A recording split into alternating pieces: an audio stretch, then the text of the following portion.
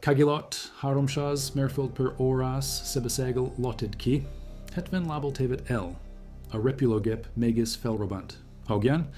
January 5th, 1943, near Guadalcanal, USS Helena fires 3 5-inch shells at a retreating Japanese Valdive bomber. None hit. All 3 detonate near the aircraft. The bomber drops into the Pacific. Lieutenant Red Cochran, commanding the aft battery, just scored the first combat kill with a device the enemy will never understand. No direct contact, no lucky timer. The shell knew when to blow. Inside that fuse sits a miniature radar set built from 5 vacuum tubes the size of a pencil eraser, packed in wax, spinning at 25,000 revolutions per minute, surviving acceleration equal to 20,000 times the force of gravity, all crammed into a space smaller than a pint milk bottle. The Pacific War changes that morning. The Axis never figures out why Allied artillery suddenly becomes uncannily accurate. They call it the funny fuse. General Patton will say it won the Battle of the Bulge. Winston Churchill will say it saved London from the V-1 rockets. Secretary of the Navy James Forrestal will call it indispensable to the westward push across the Pacific. By war's end, over 22 million of these devices will be produced at a cost of $1 billion. In 1940s, money, roughly $15 billion today, each one contains 130 miniaturized electronic parts. Over 100 American factories mobilized to build them. The secret remains so tightly guarded that it rivals the Manhattan Project, and D-Day planning and classification level. When a dud lands on Sicily in 1943, headquarters dispatches a special patrol to retrieve it before the Germans find it. This is the story of how American scientists put a working radar inside an artillery shell in an era before transistors existed, how they made vacuum tubes survive being shot from a cannon, and how this silent revolution in artillery changed the calculus of modern warfare forever. They set a mechanical timer on each fuse by hand using a special wrench. The shell left the barrel. The timer counted down. At a predetermined moment, the fuse detonated. If the gunner's calculations were perfect, and the aircraft didn't change course, and the timer functioned correctly, the shell might explode near enough to damage the target. Usually it didn't. In the Pacific, during 1943, naval guns firing time-fused shells required 1,000 rounds on average to destroy a single aircraft. 1,000 rounds. Most of those shells detonated harmlessly in empty sky. Contact fuses only worked if you scored a direct hit on a fast-moving, maneuvering aircraft. The probability approached 0. Admiral Arleigh Burke, commanding destroyers in the Solomons campaign in 1942 and 43, wrote after the war that mechanical time fuses brought down a plane at night by accident. They harassed enemy aircraft. That was about all. The problem intensified as aircraft became faster and more maneuverable since the First World War. Dive bombers approached at steep angles. Fighter bombers jinked and weaved. Torpedo planes skimmed wavetops. Kamikaze pilots in late war dove straight down at terminal velocity. Traditional fuses couldn't adapt fast enough. Fire control computers calculated firing solutions, but any lag between setting the fuse and firing meant the shell would detonate too far from a closing target. The U.S. Navy watched its vulnerability to air attack grow through the late 1930s. Pearl Harbor on December 7, 1941, confirmed the nightmare. Ships burned. Aircraft sank at battleships. The fleet needed a drastically more effective way to destroy enemy air power. That need became the proximity fuse program. This script is researched and factual, using sources from the Johns Hopkins University Applied Physics Laboratory's declassified 1976 compilation of naval ordnance reports on the proximity fuse, and from the Carnegie Institution for Sciences Section T records covering 1940 through 1946, which include Merle Tuve and Richard Roberts' unpublished 1981 manuscript on fuse development, and the lawsuit that followed. These are primary archival sources from the scientists who built the device. Now back to the information. No extreme spin, no 20,000 G shock. British scientists remain uncertain whether any fuse could survive being fired from an anti-aircraft gun. The acceleration would shatter conventional electronics. September 1940, the Tizard mission. Britain shares a wide range of secret military research with the United States, including proximity fuse concepts, photoelectric designs, radio designs, acoustic triggers, magnetic sensors, ideas without execution. The Americans received the blueprints and one critical question: can you miniaturize a working radio fuse to fit inside an artillery shell and make it survive gun launch? The United States Office of Scientific Research and Development under Vannevar Bush says yes. August 1940. The National Defense Research Committee assigns the project to Section T at the Department of Terrestrial Magnetism, Carnegie Institution of Washington. Section T, T for Tuve, Merle Antony. Tuve, born June 27, 1901 in Canton, South Dakota. Norwegian immigrant parents, physics degree University of Minnesota, 1922. PhD, Johns Hopkins, 1926. Dissertation on verifying the ionosphere using pulsed radio waves. Pioneering radar physicist. In 1925, as a graduate student, he and Gregory Bright conducted the first measurements of the ionosphere using pulsed radio. The technique revolutionized radio propagation research and laid groundwork for radar. By 1940, Tuve knows radio waves.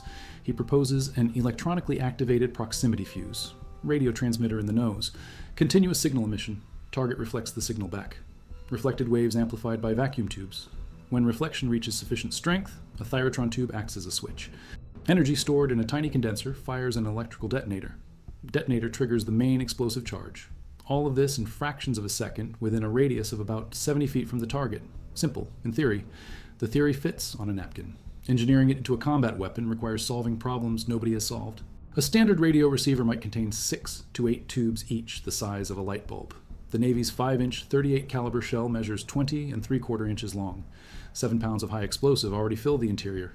The fuse must fit the volume of a pint milk bottle. No transistors exist. Solid-state electronics won't arrive until Bardeen, Bratton, and Shockley invent the transistor in 1947. Everything must use vacuum tubes. Miniature vacuum tubes exist for hearing aids made by Raytheon in Sylvania. They're fragile. They break when dropped. They certainly can't survive being shot from a cannon. Problem 2, survival. A 5-inch gun generates muzzle velocity of 2,800 feet per second. Acceleration hits 20,000 times normal gravity instantly. The shell spins at 25,000 revolutions per minute as it travels through the rifling grooves. Glass tubes would pulverize into powder with metal fragments. Electronic components would tear loose, circuits would short, the fuse would fail or detonate prematurely, killing the gun crew. Problem 3, power. The fuse needs a battery small enough to fit inside, powerful enough to operate transmitter and receiver, durable enough to function in temperatures from 100 degrees Fahrenheit to minus 50 degrees. Dry cell batteries of that size in 1940 go flat before they can be fired. Problem 4, safety. The fuse must not arm until it clears the gun barrel by a safe distance, must not detonate from handling during transport, must not respond to friendly aircraft, must self-destruct if it becomes a dud to prevent enemy capture, must function reliably enough that the Navy will trust it on every ship. The wax equalizes stress during acceleration. They use planar electrodes to reduce mechanical strain. They pack components in oil. They test by actually firing fuses from 5-inch guns and examining failures. Each firing teaches them what breaks and why. January 29, 1942. Dahlgren Naval Proving Ground, Potomac River Range. First test of assembled proximity fuses in 5-inch projectiles. 52% activate successfully. Not enough. Tuve demands 80% reliability. The Navy Bureau of Ordnance sees enough promise. They instruct Crosley Corporation of Cincinnati, Ohio, to begin pilot production. Crosley gets the letter of intent in late November 1941. Contract for 500 fuses in December. Why Crosley? Lewis Clement, Crosley's vice president of engineering, explains they have the required background in electrical and mechanical engineering and mass production. The company built radios. They understand miniaturized electronics and assembly lines. Later, he'll discover the radiation belts around Earth that bear his name. In 1941, he focuses on one problem, making vacuum tubes rugged enough to survive cannon fire. He works with Raytheon and Sylvania, the Massachusetts hearing aid companies. Nearly a year of research, experimentation, field testing using guns and explosives. They fire prototype tubes in shells fitted with parachute recovery systems. The shells land. Teams examine the tubes. Most shatter. Some survive. Van Allen studies which designs work, which fail. Why? He modifies electrode structures, changes mounting methods, refines manufacturing processes. Fall 1941. Sylvania enters the tube program, contributes improved tube types, glass quality improves, potting methods advance. They test metal envelope tubes to overcome glass failures. Eventually, glass tube improvements make metal tubes unnecessary. January 1942. Dahlgren tests show better than 50% success, good enough to bring in a manufacturer. The electrolyte fluid sits separated in a glass ampule inside the battery. The shock of muzzle blast shatters the glass. Centrifugal force from the spinning shell pushes the fluid out to stacked carbon and zinc plates surrounding the ampule. The battery activates. Power flows. The design provides more stability, longer shelf life. Safety features capitalize on spin rate, triggering charges intentionally misaligned until spun into place. Handlers can work with unfired shells without risk. A mechanical clock incorporated into the fuse prevents functioning for 0.3 to 0.5 of a second after firing. The shell clears the muzzle and nearby ships before arming. RCA develops components. Sylvania manufactures tubes. General Electric, Eastman Kodak Westinghouse, Zenith, Philco, even Wurlitzer organs contribute parts. The fuse becomes a collaborative industrial effort spanning over 100 companies. 87 different firms using 110 factories engage in some phase of production. Scheduled 2-day live fire evaluation. Targets: 3 radio-controlled drones, small aircraft under remote control. Controllers fly evasive maneuvers. Cleveland's 5-inch guns fire proximity-fused shells. 4 bursts. All 3 drones destroyed on the first day. Navy observers watch, astonished. The test scheduled for 2 days ends after 1. The Navy cancels the remainder. No need. It works. The Bureau of Ordnance immediately orders mass production. Crosley, RCA, Eastman Kodak, General Electric, McQuay Norris all begin assembling VT fuses using miniaturized glass vacuum tubes from Sylvania. Production starts slow. By year's end, 1942, 500 units per day. By late 1943, 40,000 units daily. By war's end, 70,000 units per day. The fuse designated Mark 32 for the Navy 5-inch 38 gun. Modifications follow for British Navy guns, U.S. Army guns, British Army guns. 8 different fuses for U.S. Navy, 12 for U.S. Army, 4 for Royal Navy, 6 for British Army. Demand grows as combat proves effectiveness. They lease a 3-story building in Silver Spring, Maryland. Former garage on ground floor. Social Security Administration offices on upper floors. Converted to laboratory and office space. Tuve establishes the Applied Physics Laboratory, APL. He becomes first director. Staff grows from 100 to 800 people. International reputation builds as an institution that does the impossible. The program remains classified top secret. Code name for the fuse, variable time, VT, deliberately misleading. Captain S.R. Shoemaker, Director of Bureau of Ordnance Research and Development Division, coins the term. Descriptive without revealing technology, guards the secret as tightly as the atomic bomb project. Need to prevent enemy capture and reverse engineering. If Germany or Japan obtains a working fuse, they could copy it, or develop countermeasures, or jam the radio signals. The Pentagon initially restricts use to over deep water. Duds fall into the ocean, out of enemy reach. No land use authorized despite Army requests. Task force of 7 cruisers and escorts. Morning. 8 Japanese Aichi D-3A Val dive bombers attack. Slow, obsolete aircraft, but accurate and durable. One scores a hit on New Zealand light cruiser Achilles. The group breaks off. As Vals depart, USS Helena CL-50 light cruiser unleashes a barrage. Her anti-aircraft defenses: 12 5-inch guns, 20mm guns, 40mm guns. Lieutenant Red Cochran commands the aft 5-inch battery. Mix of ammunition, half conventional, half special fused projectiles. Mark 32 VT fuses, 3 shells fired, long range. All 3 detonate near the aircraft without direct hits. One Val clearly brought down by a very close burst. Another goes down as well. First combat kills. The fuses manufactured by Crosley Corporation. The engagement receives no public attention at the time. Classified, but it marks a transformative moment in artillery and aerial warfare history. First enemy aircraft deliberately brought down by near miss. Commander William Deke Parsons, Principal Bureau of Ordnance Liaison Officer during development, witnesses from aboard ship. He verifies effectiveness. Later, he'll be the bombardier on Enola Gay, which drops the first atomic bomb on Hiroshima. He knows weapons that change war. Combat reports flow back to Applied Physics Laboratory. James Van Allen commissioned as naval officer, assigned to Admiral Willis Lee's staff on USS Washington. Type commander of battleships in Pacific Fleet. Lee, informal president of the Navy Gun Club, acknowledged leading gunnery officer.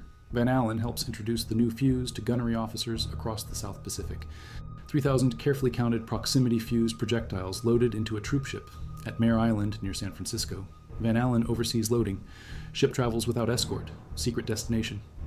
Within a week of receiving his commission signed personally by Frank Knox, Secretary of the Navy, Van Allen at sea. He arrives on Washington about 2 weeks after her engagement with a Japanese task force in the strait between Tulagi and Guadalcanal. Iron Bottom Bay. Van Allen serves 8 months sea duty on Washington and other ships, reads combat reports, summarizes effectiveness data, discovers grave shortcomings, large percentage of duds. Battery shelf life expires during long transport from states to combatant ships. High temperatures in cargo holds accelerate degradation. Van Allen sets up rebatterying stations at ammunition depots, Numia, Espiritu Santo, Tulagi, Guadalcanal. Manus Island, ammunition barges at Enuitak Atoll, Kwajalein, Ulithi. The logistics of keeping fuses functional across the Pacific become a secondary war effort. Double the hit rate despite being a quarter of ammunition expended. The fuse increases lethal fragment area from 60 square feet with conventional fuses to 3,000 square feet, 50 times more deadly. Night kill ratios increase by 370%.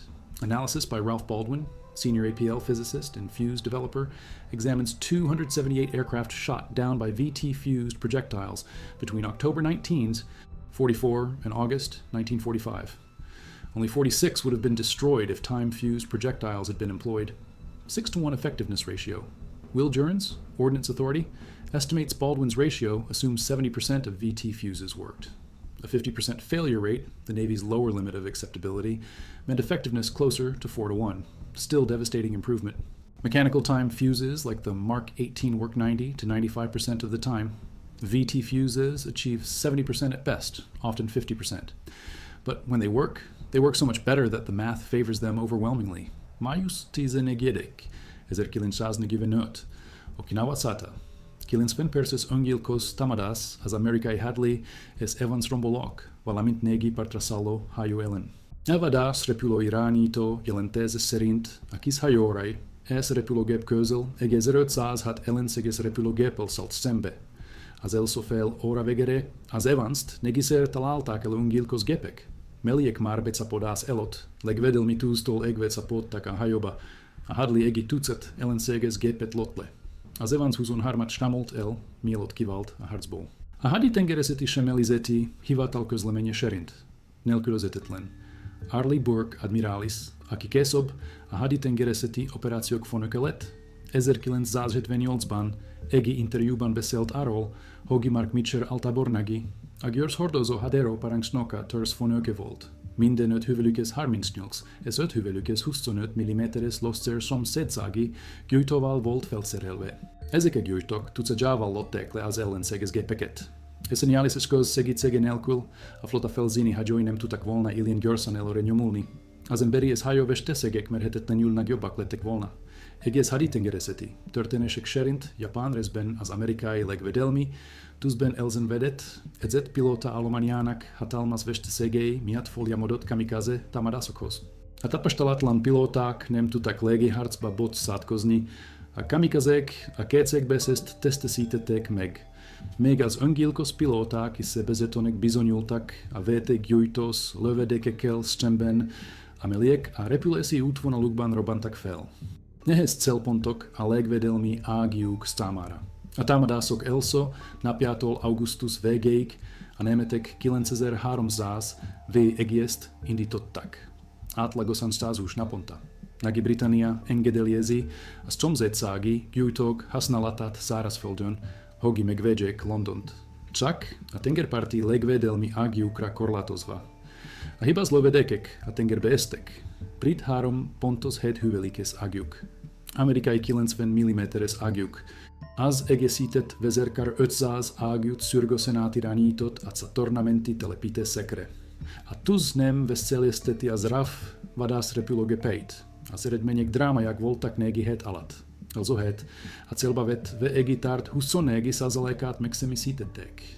Második hét 46%. Harmadik hét 67%. Negyedik hét 79%. Az utolsó napon neki sámú V-egészt indítottak Anglia ellen, a radar 104 észlelt. A tengerparti ütökek 68-at személyítettek meg, csak negi érte Londont. A T-szekció E. O slant feligizései égi levelben biztos lehetsz benne, hogy a VTF eleteket mentett itt ezresekben. A szomszédsági gyújtók megmentették Londont. Winston Churchill később kijelenti. Ezek az úgynevezett szomszédsági gyújtók, amelyeket az Egyesült Államokban gyártottak, hatékonyinak bizonyultak a kis pilóta nélküli repülőgépek ellen, amelyekkel 1944-ben elárasztottak minket elpusztítására. A németek módosították a V-egéket, hogy mindössze 1200 láb magasságban repüljenek, ami rendkívül megnehezíti az elfogást. Az Apple fizikusai gyorsan terveztek egy módosított gyújtót. A 3.7 és 90 mm-es legvédelmi lövedékekhez. Gyorsan gyártásba került a Crosley gyárban, Cincinnati-ban. Churchill engedélyezett egy különleges Lancaster bombázó repülést, hogy a gyújtókat Cincinnati-ból Antwerpenbe szállítsák. Antwerpenben egyetlen legvédelmi egészség megszemélyítette az első 75 V-egi közül 48-at, amelyel találkozott, a légi támadásokat Nagyírest megúszították. A Nagy utánpótlási kikötő zavartalanul működött a háború végéig.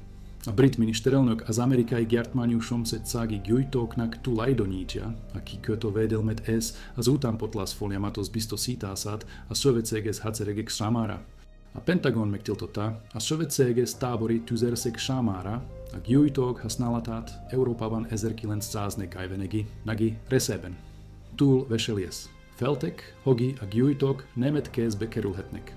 Az ellenség visszabontaná a technológiát, fegyvereket fejlesztene az antiallied bombázók elpusztítására, zavaró eszközöket fejlesztene. Ellenintézkedéseket találnának. A légierő ragaszkodott a korlátozáshoz. A haditengereset szomszédsági, gyújtós, légvédelmi lövedékeket lott ki 1943. júliusában Szicília inváziója során, amikor egy hibás lövedék a szigetrészet a parancsnokság külön járót küldött a gyújtó felkutatására, mielőtt a németek megtalálják. Dwight Eisenhower tábornok változást követelt. December 16. 1941. Németország elindítja a bastogne csatát. Az utolsó nági offenzíva a nyugati fronton. A német páncélosok áttörik az Ardenneket. A könnyűfegyverzetű amerikai lovassági egészségek tüzérségi támogatásra szorultak. George Axelson ezredes, a 406. tüzéros stáli parancsnoka nehéz döntéssel nézett Stembe december 16-ának reggelén. A németek a Monschau, Németország környékén állomásozó 38. lovasszázadot támadták. A lovasszák tüzérségi támogatást kért. Axelson rendelkezett új, titkos lövedékekkel, amelyeket nemrég kaptak meg. Eisenhower meg nem adott engedélyt a fegyver használatára. A szürgős helyzet felülírta a korlátozásokat. Axelson elrendelte a tüzéreknek az új lövedékek használatát. December 19-én, 3 nappal azután, hogy Axelson megszegte a tilalmat, Eisenhower hivatalosan kérte az engedélyt. December 21-én minden korlátozást feloldottak. A hadsereg szomszédsági gyújtóinak kódneve Pozit. 200 000 vette gyújtós lövedéket használtak a bastogne csatában. A szövetséges nehéz tüzérszék sokkal pusztítóbbá vált, minden lövedék a földet érész előtt robbant fel. Legicapás gyalogsági alaszok felett. Repes szilánkok zápora. A lövőszárkok nem nyújtottak védelmet. A repes szilánkok behatoltak a rönkökkel megerősített bunkerekbe. A nyílt terepen lévő német hadostályok biztonságban érezték magukat az időzített tűztől. A rossz időjárás megakadályozta a hagyományos tüzérszékpontos megfigyelését. A VT gyújtóknak nincs szükségük megfigyelésre. Érzékelik a talajt ez előre beállított magaságban robbannak fel. 20-50 lábbal a terep felett. Tökéletes gyalogság elleni magaság. A nagi sebességű tüzérszék azt jelenti, hogy a célzott német katonák nem hallják a lövedékeket, amíg azok a fejük felett robbannak fel. A hadifogoli kihallgatások elmondása szerint a katonák elkabulva kerültek elő a szortűz alól. Rágyöltek, hogy újfajta tüzérszéggel állnak szemben. Nem értik, hogyan működik. Nem tudják elkerülni. A 8. hadostály elfogott egy német gyárat a Hürtgeni erdőben. Bataljon koncentráció, Sauerfolio, átkelés. George Patton tábornok levelet írt Levin Campbell Jr. Vezérőrnaginak, a hadsereg tüzérségi parancsnokságának vezetőjének. Az új, furcsa gyújtóval ellátott lövedék pusztító. Elfogtunk egy német zászlóaljat, amely megpróbált átkelni a Sauerfolion egy zászlóalj koncentrációval. Ez pontos számítás szerint 702-t öltünk meg, amikor minden hadsereg megkapja ezt a lövedéket. Ki kell dolgoznunk egy úgy hadviselési módszert. Örülök, hogy ti gondoltatok rá először. Patton a szomszédsági gyújtóknak tulajdonítja lége megmentését. Állítsa, hogy használatuk megkövetelte a szárazföldi hadviselés taktikájának felülvizsgálatát. A furcsa gyújtó nyerte meg nekünk a bastogne csatát. Amikor minden hadsereg megkapja ezt, a lövedéket, új hadviselési módszerre van szükség. Igaza van. Miközben a rádiós szomszédsági gyújtó elvégezte a munkáját a második világháború csata terén, az új módszert Alamogordoban, új Mexikóban testelték Manhattan Project, atombomba. De egyelőre a VT gyújtó jelenti a hagyományos hadviselés technológiájának elvonalát. Több mint 30 német szomszédsági gyújtóprogram, amely akusztikus, fotoelektromos, magneses, rádiós módszereket fedett le. Egyik sem hozott harkrakés fegyvert. Németország az 1930-as években kezdte el fejleszteni a rádiós gyújtót. Működő változat soha nem került gyártásba. a komplexitas legios teoket. Ugyan az okal, aki hívás okal néztek sembe, mint az amerikaiak. Miniaturizálas, túle loképeszeg, megbízhatóság, tömeggyártás. A britek radaralapú szomszédsági gyújtókat hoztak létre nem forgó lövedékekhez, mint például bombák és raketák. A tüzérségi lövedékek további kihívásokat jelentettek. Szeptember 1940 a tizárt misszió megosztotta a kutatásokat. Az amerikaiak ott sikeresek voltak, ahol mások nem. Az ipari kapacitás, az együttműködés, a könyörtelen testtelés a tökéletlen megbízhatóság elfogadása miatt a hatalmas hatékonyság növekedésért szerebe. A háború végére egy hadseregnyi munkás szerelt össze ezt telepített több mint 22 millió vétékgyújtót.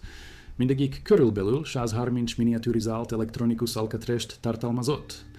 A költség több mint $1 milliárd volt az 1940-es évek pénzében, körülbelül 15 milliárd ma. Az egyik 3 kritikus titkos projekt, amely kulcsfontosságú volt a szövetséges győzelemhez, az atombomba és a radar mellett. Louis Strauss admirális azt írja. Az egyik legoriginálisabb és leghatékonyabb katonai fejlesztés a második világháborúban a szomszédsági vagi vétékgyújtó volt.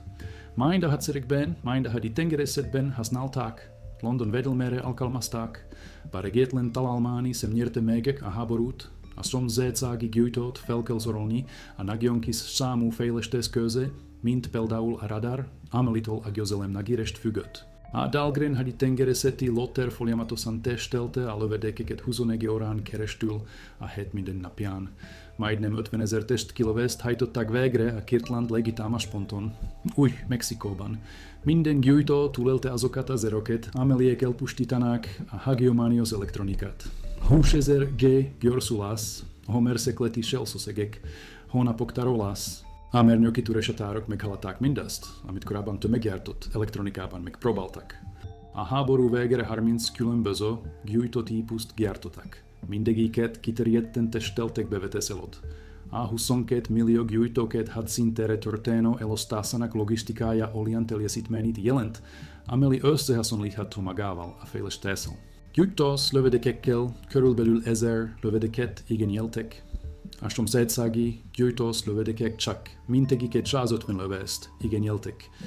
75%-os megtakarítás a lőszerfelhasználásban, negyszer hatékonyabb.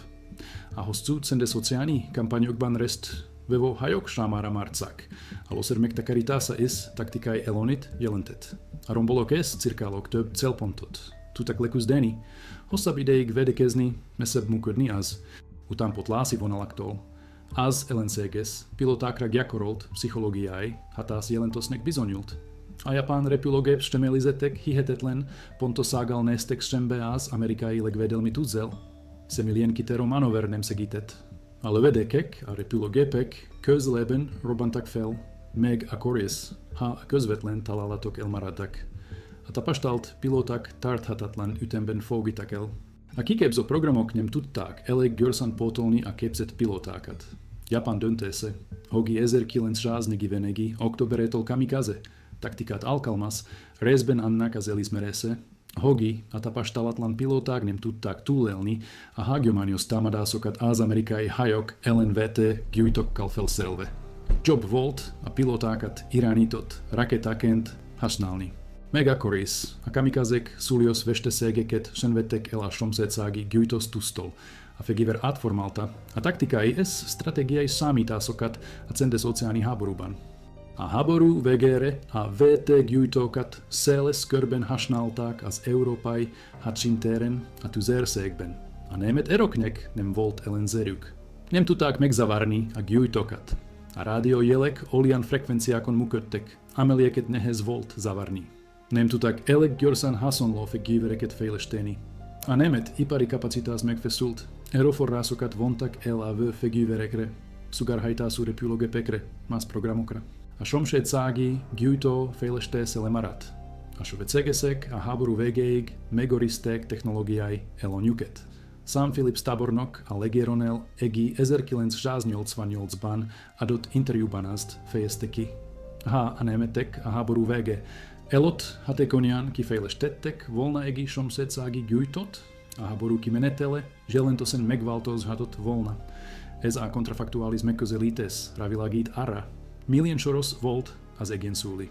Ha Németország korán elfogott volna működő gyújtókat, visszabontotta volna őket, ez a szövetséges bombázók ellen bevetette volna, akkor a stratégiai bombázó hadzsárat katasztrofális veszteségekkel nézett volna szembe. Ha Japán megszerezte volna a technológiát, ez alkalmazta volna azt a hazai szigeteket körülvevő jelentős legvédelmére.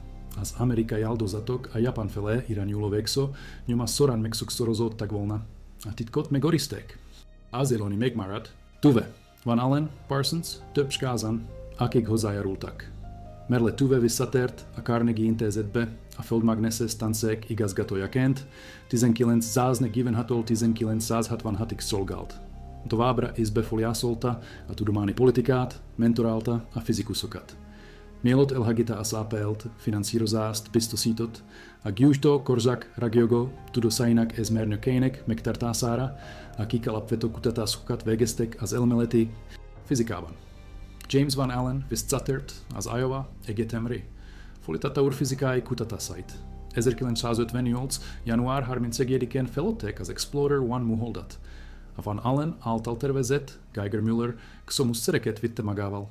Felfedezte a föld körüli sugárzási öveket. Van Allen övek. Hírnév következett. De soha nem felejtette el háborús munkáját, amely vakuumszöveket tett ellenállóvá a lövedékeknek.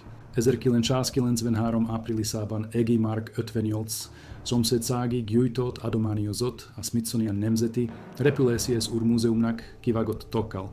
A titkosított alkatrezseket eltávolították a szárán lévő címkes szerint. A belső mikroelektronika látható. Az emlékmű a Chantillyben, Virginia, található udvarházi központ űrtudományi kiállításán áll. Két és negyed hüvelik átmerőjű, 8 hüvelik magas, acéltok, műanyag szapka.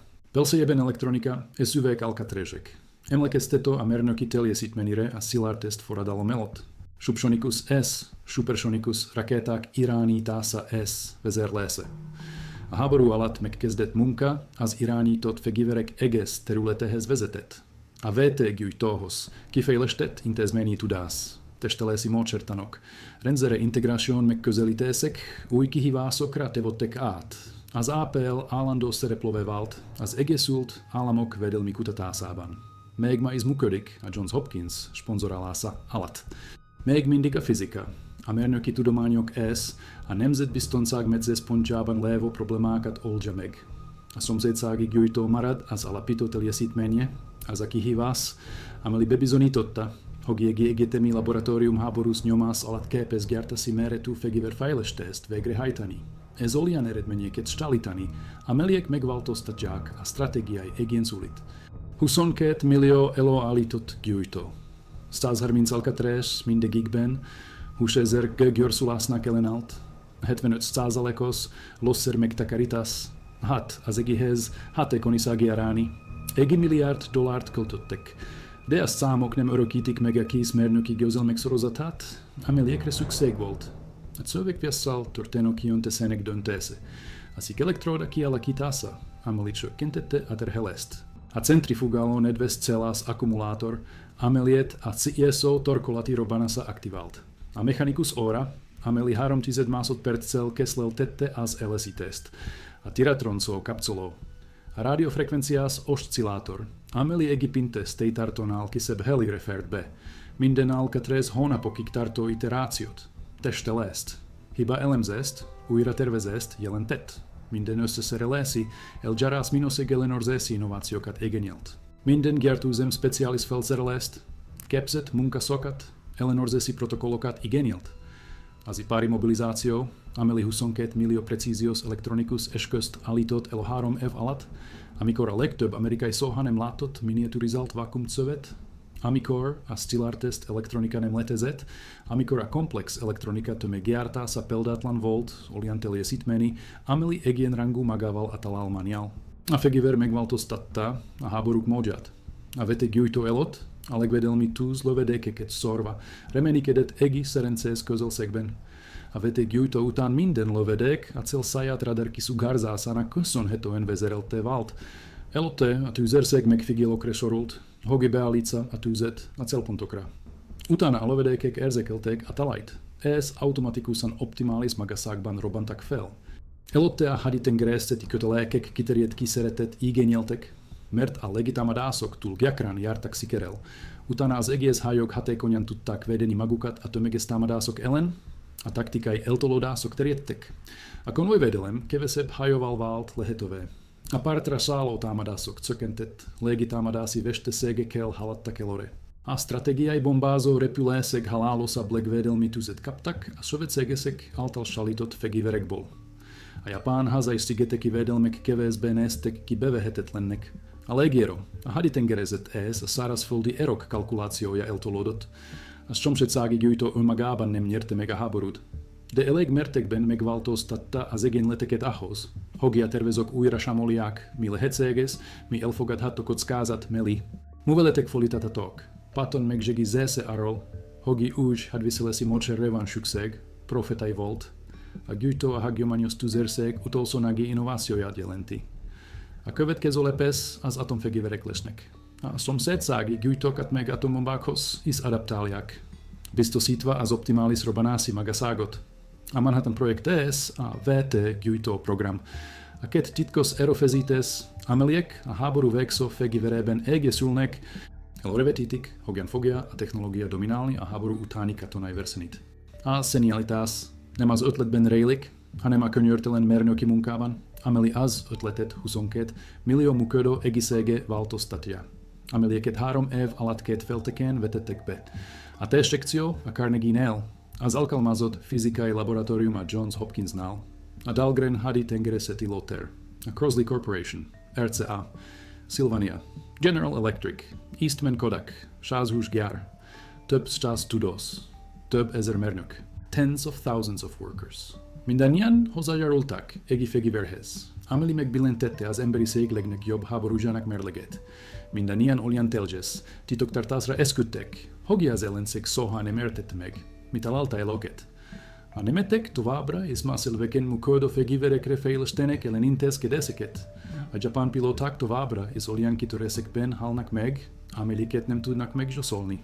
Az amerikai és brit erők továbbra és olyan előnyöket hajtanak végre, amelyeket a háború végéig nem tudnak nyilvánosan megmagyarázni. Minden alkatrész precíziósan megmunkált, kézzel összeserelt, testelt, csomagolt, szállított, töltött behelyezett, ellenségre lov, vági nem kilove. Sok gyújtó soha nem látott harkot, magazinokban pihenek. Az akkumulátorok előregedése miatt kicserélik őket. Visszakerülnek a raktárakba az akkumulátorok cseréjéhez, új lövedékekbe újra hasznosítva. A több millió időérzékeny robbanó elektronikus eszköz globális ellátási láncban történő kezelésének logistikája önmagában is teljesítmény. Nincs számítógép az inventár követésére. Nincsenek vonalkodók, csak papírmunka, fegyelem, képzett személyzet, akik követik az elzsárásokat. Hibák esetén hajóklószer nélkül, vagi zászlóaljak halott gyújtókkal, vagi még rosszabb, baráti erőket megölő idő előtti robbanások. A biztonsági rekord a mérethez képest figyelemre méltóan jó. A robbanások ritkák. Az idő előtti robbanásokat nyomon követik, és az okokat kezelik. Az öngyilkos mechanizmusok a tervek szerint működnek. Az ellenség kezébe kerülő hibás lövedékek elég ritkák ahhoz, hogy a titoktartás a szándékos titkosítás feloldásáig fennmaradjon. Tobias Roberts 1981 írt egy kiadatlan kéziratot a fejlesztésről és a későbbiről. Viták arról, hogy ki mit talált fel, kiérdemel elismerést, hogyan kezeltek a katonai szerződések a szellemi tulajdont. A háborús fejlesztés szorített idővonal a hiányos dokumentációt hagyott maga után.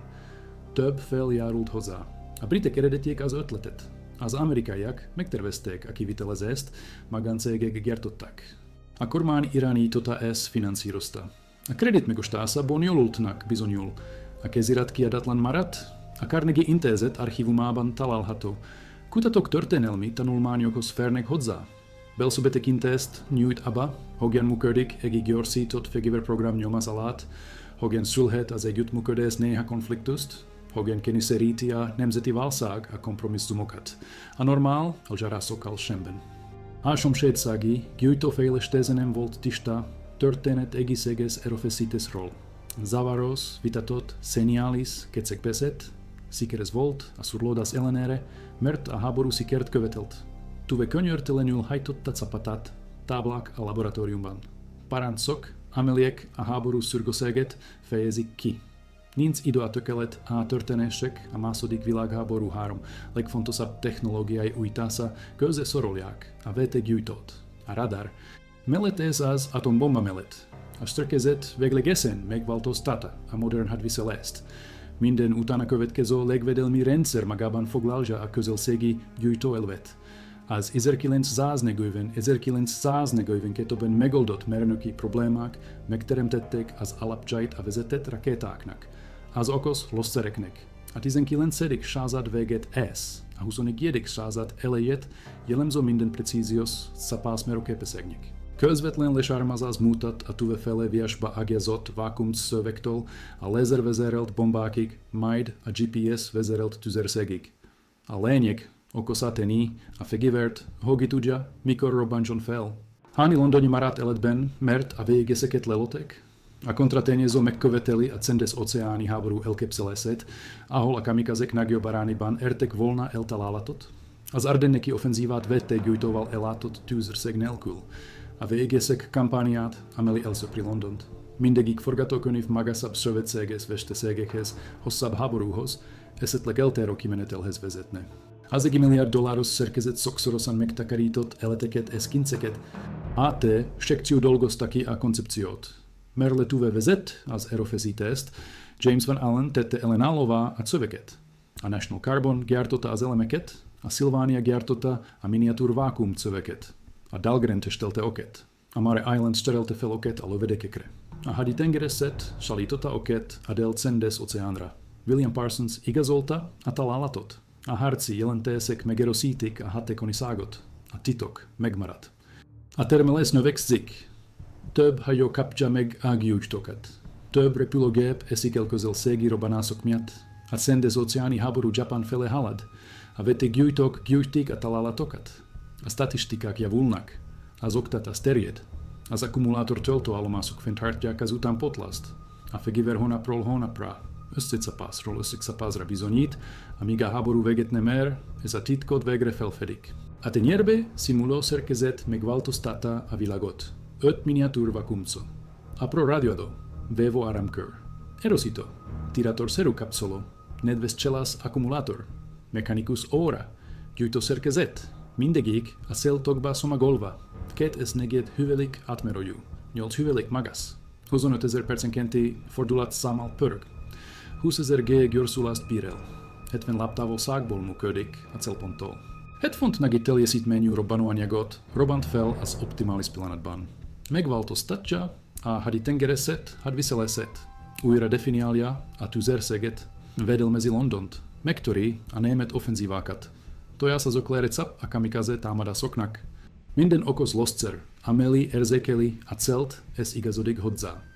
Az 1940 és 1945 között lefektetett elvek alapozzák meg a modern hadviselést meghatározó precíziós szapásmérő technológiát. Az alkalmazott fizikai laboratórium folytatja a munkát.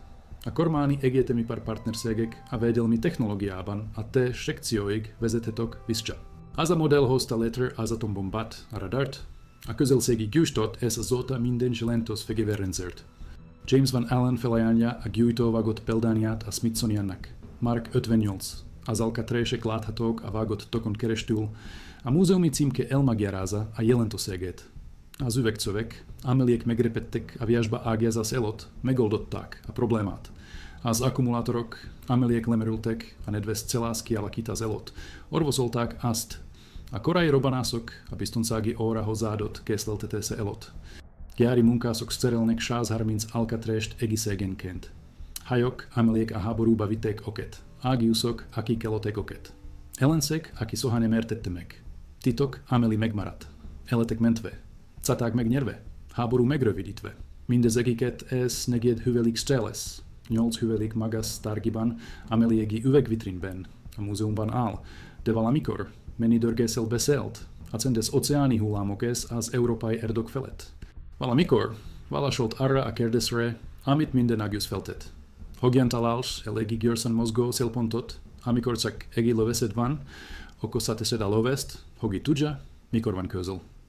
Szemeket adsz neki, amelyek rádióhullámokban látnak. Aztán bízol a mérnöki munkában, és meghúzod a ravast. A többi feni Ez hangsebeszégel történik. A háború örökre megváltozott, Egyipintes te begyu meretu helyen.